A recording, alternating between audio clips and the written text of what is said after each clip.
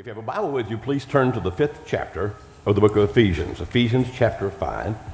We started with this text last week and said we'd come back to it this week. I'm not going to reiterate all the points we made last week. It had to do with the fact that this section here is telling us how to understand what God's will is. And by doing that, he talks about 5 different things that in English, when translated, all start with the word S, or the letter S. I'm going to look again at the fourth one here. It starts in verse 21. Submit, in Ephesians 5:21, submit to one another out of reverence for Christ. Wives, submit to your husbands as to the Lord, for the husband is the head of the wife, as Christ is the head of the church, his body, of which he is the Savior. Now, as the church submits to Christ, so also wives should submit to their husbands in everything. Husbands, love your wives, just as Christ loved the church and gave himself up for her, to make her holy, cleansing her by the washing with water through the word, and to present her to himself as a radiant church without stain or wrinkle or any other blemish, but holy and blameless. In the same way, the husbands ought to love their wives as their own bodies. He who loves his wife loves himself. After all, no one ever hated his own body, but he feeds it and cares for it, just as Christ does the church, for we are members of his body. For this reason, a man will leave his father and mother and be united to his wife, and the two will become one flesh. This is a profound mystery, but I'm talking about Christ and the church. However, each one of you also must love his wife as he loves himself, and the wife must respect her husband. Let me introduce you to a phrase, if you haven't heard it before. It's called interpretive community. Remember that, interpretive community. Basically, it says this, that people in a particular group tend to interpret things in a similar fashion. Now, without going into anything other than just an illustration here, take any political view in America, whatever it might be. If you have Republicans here, you have Tea Party there, you have Democrats here, and you present the same thing to them, and each group will tend to interpret it differently from the other group, but similar to the ones in their own group. The same kind of thing happens with churches. I mean, how many churches do we have just in the state of Tennessee? And you look at all the different brands and all the different kinds, and if you have a person who's grown up in a church, say that was a Church of Christ, as opposed to a person who grew up in a church that was, say, Southern Baptist or Assembly of God, and you present the same things to them, and many of those things they will interpret similarly because of the fact that they would all be what we would refer to as fundamental Christians, but some things they would look at and they would interpret it differently by looking even at the same verse because their interpretive community has always seen it that way. Now, I'm not setting you up for anything. I'm looking at these faces going like, where is he headed with this, Ethel? No place bad. Just to let you know that when we read a passage like this, not only must we understand it from the interpretive community from which we come, in other words, your church of origin, wherever you went to church when you were a kid, if you went to church when you were a kid, the church you go to now, but also in the sense of the interpretive community that would have occurred in that day and time. Sometimes it's very difficult for us to read with the same eyes and hear with the same ears as people in the first century because our culture is different than their culture. For example, I'm in my 60s finally, headed to 140, but I'm in my 60s finally. And in my lifetime, how much do you think the world has changed in all kinds of ways? For example, when I was a boy and you rode your bicycle, if you had worn a helmet, the other kids would have beaten you up. And called you really bad names, as a matter of fact, in the process, throwing dirt clods at you. Anybody country enough to know what a dirt clod is? Okay, all right. And we didn't wear shoes in the summertime. As a matter of fact, my entire Sunday wardrobe was a cut-off pair of jeans and a whitey-tighty underwear, and that was it, except for church, of course. And then it was a neighborhood where that if you got in trouble 3 streets over, that mama beat you. And before you got home because of the party line, your mama knew about it, and she beat you again. And so we were always afraid of being criminals for fear of the mothers getting us back in those days and times. And at night we just hooked the screen door because we weren't really afraid of somebody slitting the screen and coming in on us in those days. And there are many things about those days that I look back and they're almost idyllic, like, wow, what a wonderful world. There are many things about that world that's really bad. If you look back at it, my father, for example, had a gas station, a service station back in those days. I pumped gas for people. I pumped gas at 29 cents a gallon, checked their oil, and washed their windshield. And people would pull up and say, give me $1 worth of gas. back in those times. So I look at that and go, wow, I kind of liked all that. $1 worth of gas and get 3 gallons, that'd be cool as all get out. But also at that service station, we had 3 restrooms. We had men, we had women, and we had colored. And we cleaned the men's and we cleaned the women's, but we didn't clean the colored because we were told those people were just not like us. That was a bad time. When you guys remember those times back then? I mean, we were highly segregated. People of color could cook my food, but they couldn't sit at the same table with me and eat it. They could sweep the hall of my school, but they couldn't sit in the same classroom with me. And so we look back and go, well, how did people interpret Scripture? Actually, they interpreted Scripture in such a way as to say that. They would look at their Bibles and say that people of the same ethnicity should all be together and they should all be segregated from each other. And they used the Bible to talk about those things. And the only time we came together with white churches and black churches, if you will, is if we had a gospel meeting. Oh, you Church of Christ people understand the difference in those things, right? Revivals are what the Baptists had. We weren't about to revive nothing. So here we had these gospel meetings. And the gospel meetings, people from other churches could come, and that was fine then. And I remember doing a gospel meeting down in South Alabama, just outside of Mobile, when a primarily black church attended, and it was a whole new culture for me. Now, I had grown up with people who were not the same color as me, but I mean, having a whole bunch of them sitting in the church with us, and I was young, and it was like, this is a cultural change for us. And I didn't realize that the culture of those churches was that they would talk back to the minister. So it threw me. One of my black friends later said, the trouble with you white churches is you put your preachers in an ice box and expect them to sweat. But I got it. I understood it. Now, in interpretive communities then, in the 1950s, when I was a boy, we would read a passage such as one I just read for you there, and you'd say that women are subservient to men. They should do whatever the husband says to do. He's the head of the house, he's the head of the family, and the wives obey. As a matter of fact, in the marriage vows back then, would you promise to obey, love, cherish, and obey? And it was part of the marriage vows, and that's what women would do. By the way, try doing that now. Do a wedding where you say, love, cherish. I don't have this thing on right here. Problem is my hearing aid's bumping it off. I don't know what's going on. Try putting that in there. I married a celebrity couple a couple of years ago. Well, as a matter of fact, I guess it was 8 years ago. You guys ever heard of Sarah Evans, the country singer? I introduced her after her divorce to a guy named Jay Barker, who was a former Alabama quarterback. And later when they got married, I officiated at their wedding. She, by the way, was pretty cool because I got my picture in People magazine. Went over to Barnes & Noble and bought 10. When I got to the front, I was going to pay with my card, and the lady said, do you have a picture ID? I mean, how many times in your life do you get to do that, right? Sarah's a very strong woman. If I had said, do you love, honor, and obey Jay, it would have been the end of the ceremony right there. Not because she didn't want to marry Jay, but because she would have looked at me and gone, do you not know what world we live in now? You look and say, wait a minute, so those scriptures are no longer applicable to us? Yes, they are, but they are interpreted in the light of the culture that they're in. For example, when you read that passage, you say every word in that passage is exactly the way God sees it, and there is no variation. Then what about the part where he says nobody ever hated his own body? He says nobody ever hated his own body. Do you think that's true? Let's just take a vote here. How many of you believe that there are people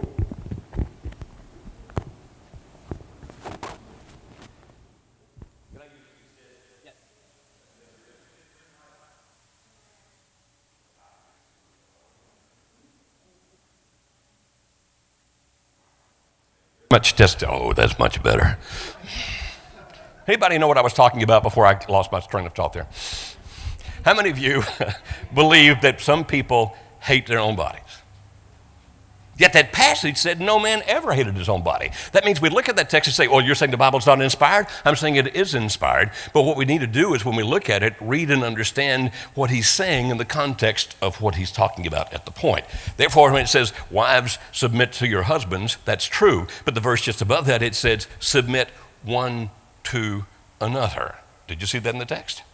And then he starts talking about not only what the wife should do for the husband, but also what the husband should do for the wife. And in that context, he talks about the husband loving the wife and the wife respecting her husband, so that there's some who even say, well, that's just the basis for everything. A wife needs to feel loved and a husband needs to feel respected. Let me tell you, working with marriages, which is what I do, mostly working with marriages in crisis is what I do. If I look at that and say, all the people that come in, could you say that the husbands are always the ones who want to be respected and the wives are always the ones who want to be loved? I would say yes, if you also apply it equally to the other. Both genders want to be loved, and both genders want to be respected. As a matter of fact, if you start looking at the research, there's a guy named John Gottman over in Washington State. He ran the Love Lab over there at Washington State. It's some university over there anyway. He's retired now.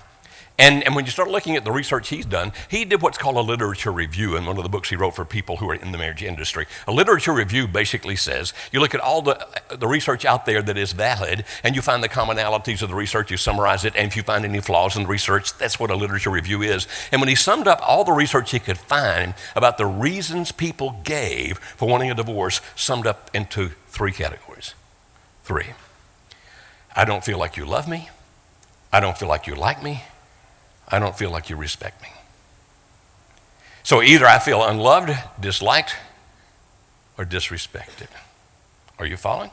Now, based on when you see marriage problems, or even if you've had some difficulty with your spouse at some time or another, would you agree that most problems would fall on one of those 3 things? I don't feel like you love me. I don't feel like you like me. I don't feel like you respect me. As a matter of fact, 59% of men and women in research studies who said, why do you want out of this marriage, say, because I feel disrespected. I feel belittled. I feel put down. And so you don't look at a passage like that and say, well, he's saying that men need respect and women need love, and that's just the way it is. They both need that. So maybe we need to start interpreting a little broader, in the sense of saying, how does it fit that culture and how does it fit ours? Now, if you're saying, wait a minute, are you telling us that there is no authority? I believe there is authority. The application of that authority should be in the way that Jesus did it. Because he says, if you're going to do it like Jesus did. Now, how many people did Jesus treat with respect? Everyone except hypocrites. He did not treat them respectfully. You ever read those passages where he was talking to the Pharisees and the Sadducees? He said, you search heaven and earth to find somebody to make him a disciple and make him twice the disciple of hell that you are. Remember reading those words? Where he said to them things like, you're like a whitewashed tomb. In other words, you look good on the outside full of dead men's bones. You're a den of vipers. Now, typically, I would look at that and say, that's not the most respectful language in the world. And he did treat with disrespect those people who were hypocrites. But whom did he treat with respect? Anyone and everyone other than the hypocrites. For example, look at the kind of people that came and hung out with Jesus. Who were they? They were the social outcast. They were the prostitutes, for example, and many others, but let's stop there. Do we look at that then and say, well, Jesus was pro-prostitution? I would think if you look at the scriptures that it becomes pretty clear that God says the marriage bed should not be defiled, that what should happen within the marriage context, and therefore we don't look at him as being pro-prostitution, but why did he treat those women with respect?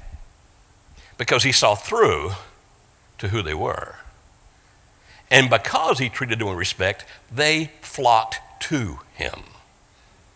It's still true to this day. Everybody wants to be treated with respect. Now, let me give you an example of how this works in a marriage. We do a workshop, for example, for marriages in crisis. We do it typically every month, sometimes twice a month, but typically every month. We do at least one of them in Tennessee, and typically around in the Nashville area somewhere. Several years ago, I had a couple come to the workshop, and they were about mid-30s, both very handsome people. And the first morning, she kind of pulled me aside and she said, look, I've already filed for divorce, and when it's final, I'm going to marry this other guy that I'm in love with. Now, we hear that kind of story a lot, so that doesn't shock us, you understand, because we hear those kinds of stories quite often. Well, why did you come? If you didn't come to save the marriage, why did you come? We also hear this story quite often. I came because he offered me a better deal than a divorce if I were to come to the 3-day workshop. We hear that a lot. Okay, fine. So I looked at her husband, who was standing over there. Now, she and I were just talking privately. I said, so what don't you want to be with this guy for? What's going on? And she said, he treats me as if I'm a child. I said, can you clarify what that means? She says, he disrespects me. What are you talking about? Whatever I say, he corrects. I don't care what it is. If I say, I think this, he tells me I'm wrong and that I should think that. And if I tell him what I feel, he tells me either that I shouldn't feel that way or that I don't feel that way. He thinks he's my father. He has me under his thumb. Boy, that'd make a great rock and roll song, wouldn't it? Under. No Rolling Stones fans here, I guess. And therefore, I want away from him. I said, so the other guy, the one that you're, quote, in love with, the one that you want to leave for, so he always agrees with you? She said, no, but that's never what I expected or even wanted. I don't want another person to always agree with everything I think or say. I just wanted somebody to treat me like an adult, to treat me with respect and dignity. That's all. Sometimes when the other guy disagrees with me, he says, that's not the way I see it, but I see how you do. And therefore we're treated as if we're equals. Have you ever seen a couple like that where you felt that one of them tried to parent the other, either as the dad, and it could also be on the other side, or as the mom, the one who tries to control everything the other person thinks and feels and does? I was in an airport one time, and I don't hear very well. These hearing aids were messing this thing up. I don't hear very well. But I got to where I'm fairly good at reading lips. Not perfect, but fairly good. And I'm in the airport one time, and there's a couple sitting right across the terminal, and I'm watching them, and finally I couldn't take it anymore. I just could not take it anymore. I got up and walked over and said, pardon me, sir, but is that your daughter? He took umbrage for some reason.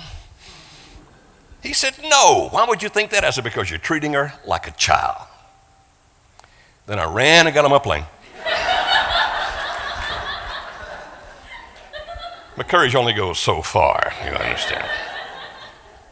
She's wanting to be treated with respect and dignity. Do you not understand that that's what everybody wants? And that's what was not happening back in the 1950s, not just toward people of color, but toward women. I mean, they were actually put down. And here we were saying, we're the authorities. You believe what we tell you to believe. You do what we tell you to do, et cetera, et cetera, et cetera. Let me tell you this. One thing is true of every dictator. Somebody wants them dead.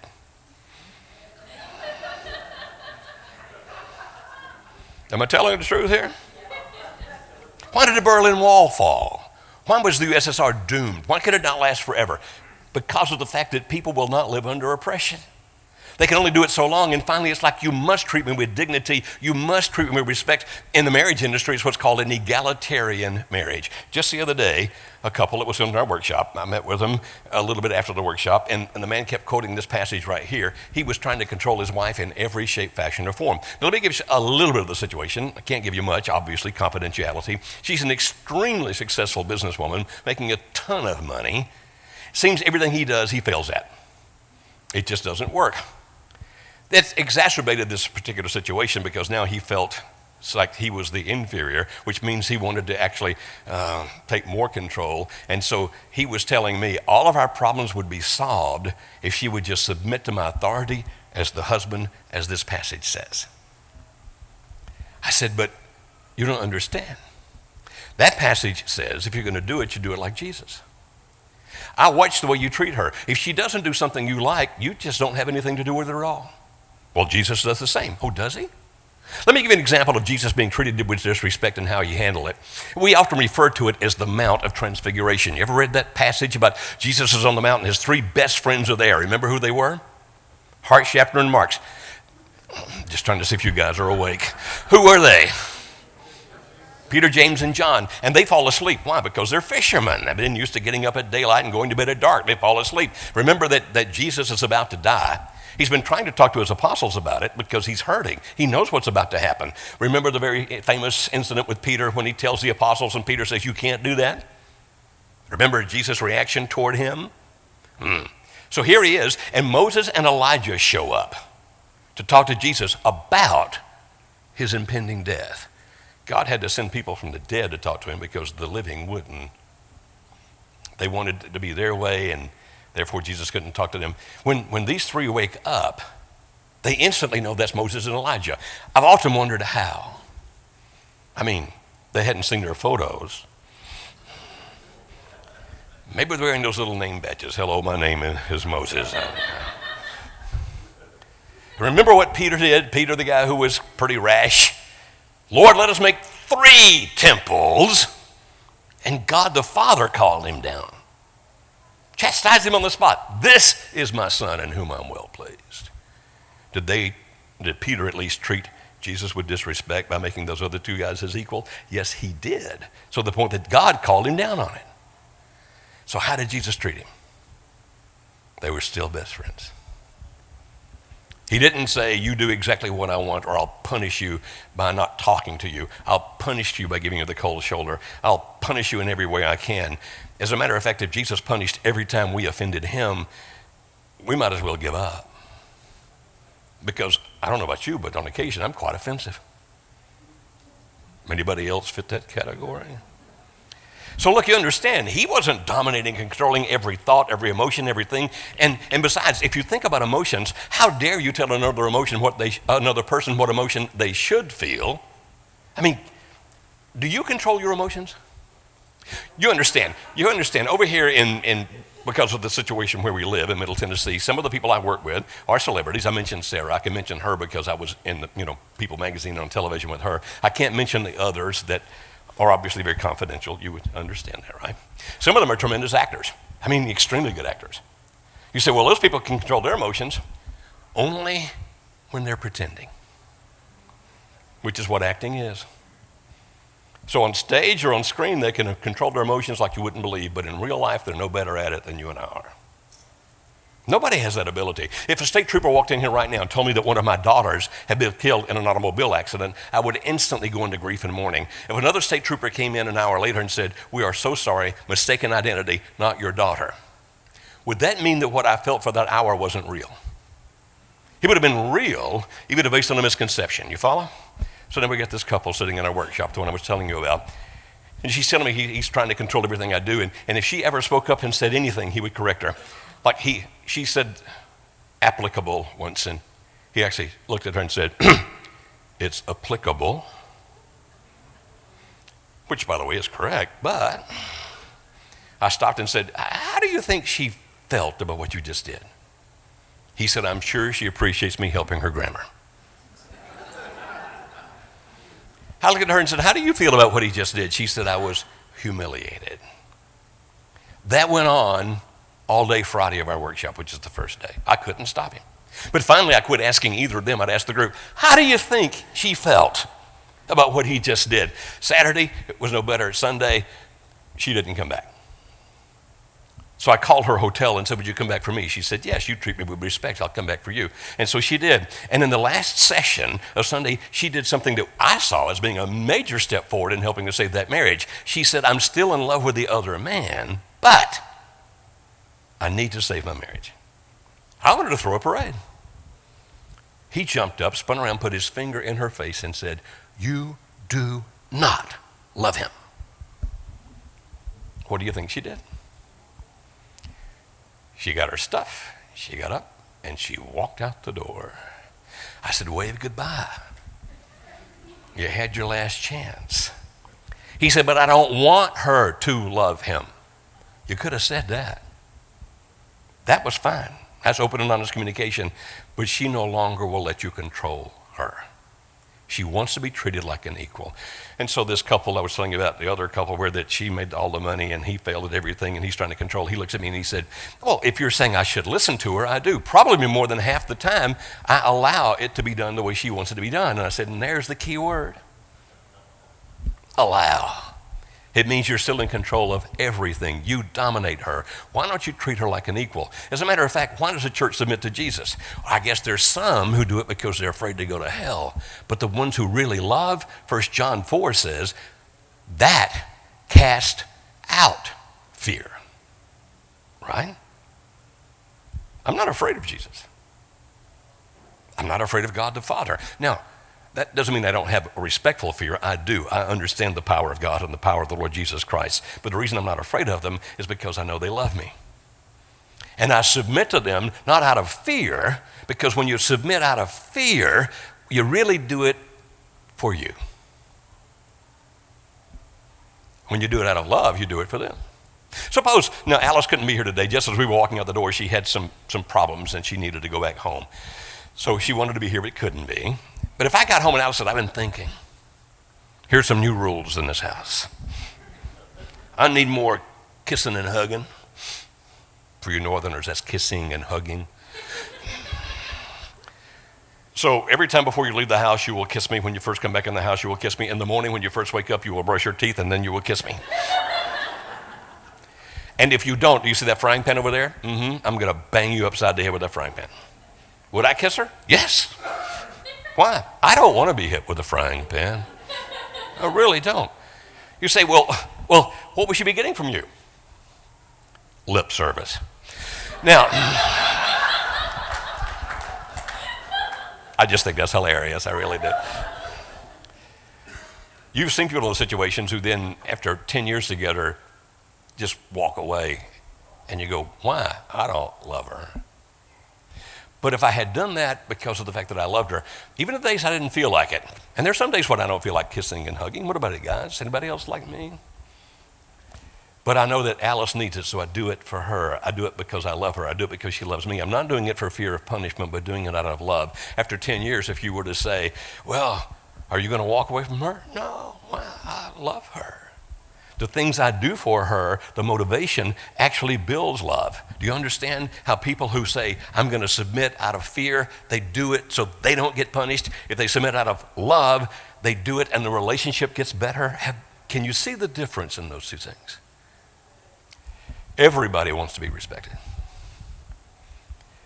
As a matter of fact, if we could somehow wind up everybody in the world treating everybody else with respect, no matter what their religious beliefs, no matter what ethnicity, no matter what their beliefs and values are. I mean, people who live a lifestyle that's not like mine, if we could still treat each other with respect, and it doesn't mean I'd have to give up my own beliefs and values, but it does mean I treat other people with respect, how do you think the world would change?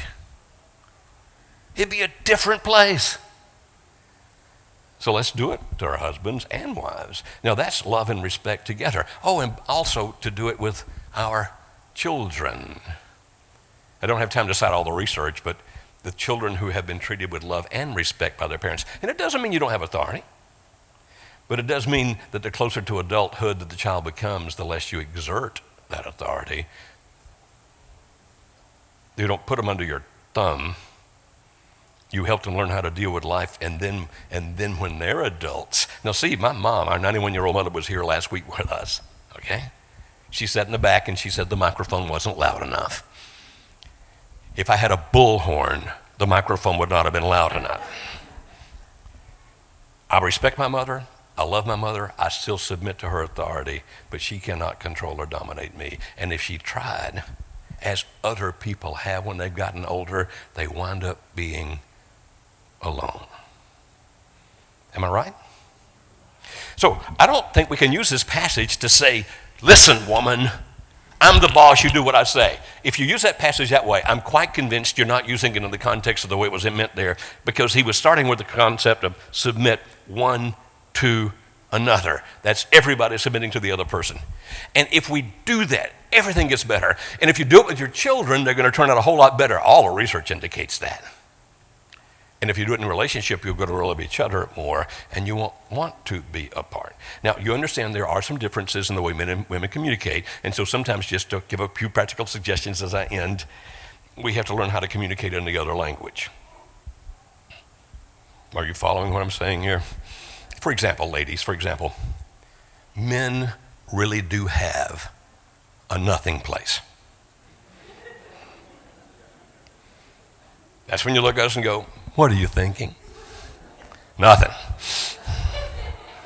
We're telling the truth. There ain't nothing there. What that really means is we're having a series of thoughts that are totally disconnected. Like, I had a dog when I was 12. Name was Shep. Shepherd. Wonder what it'd be like to be a shepherd. All those sheep running by. Have to shear that wool. Wool, I need a new suit. And you say, what are you thinking? Oh, I couldn't explain that to anybody on the planet. I'm just having a series of disconnected thoughts. You say, well, you had to be thinking something. Oh, now I'm going to make something up because I'm telling the truth, men, we really do have a nothing place. It's not that we're plotting the overthrow of the world. All right. Also understand this. Let's give one for the women. Men, have you ever been hilarious, but your wife didn't get it? We refer to that as male humor. which is bad. It works for the other guys. For example, I'm a big Alabama fan. Anybody here an Auburn fan? Got an Auburn fan or two back there? A young man with an Auburn fan. So if another guy say another guy's a good buddy of mine and he's an Auburn fan and I'm a Bama fan, we'll yell and scream at each other. We'll argue all day long and beat each other on the shoulder and still go have a Coke together, right? You think I can do that same thing with my wife? You're an idiot. Let's have a Coke. Not going to happen. And we tend to make fun. Men tend to use humor to hurt, whether we mean to or not. We put the other person down. That's the way we do it. For example, I was speaking for a church over in Franklin a few years ago on the first Sunday of the new year. This was several years ago. I don't know if you remember, but here in Middle Tennessee, they were playing a commercial all during the Christmas holidays for a Bowflex with a 52-year-old grandmother who was wearing a bikini. Anybody remember that commercial by any chance? It'd been playing all the time. I got up and said, anybody seen that commercial with a 52-year-old grandmother in a bikini? Several hands went up. I said, I just ordered one of those things. Wait till you see what Alice looks like a year from now. All the men laughed. All the women said, he's a dead man.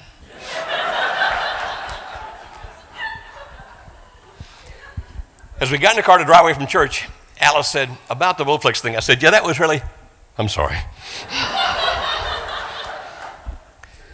Male humor tends to put people down, and we can really offend and hurt women with that. Now, I could give 100 examples here, but I hope you get the point.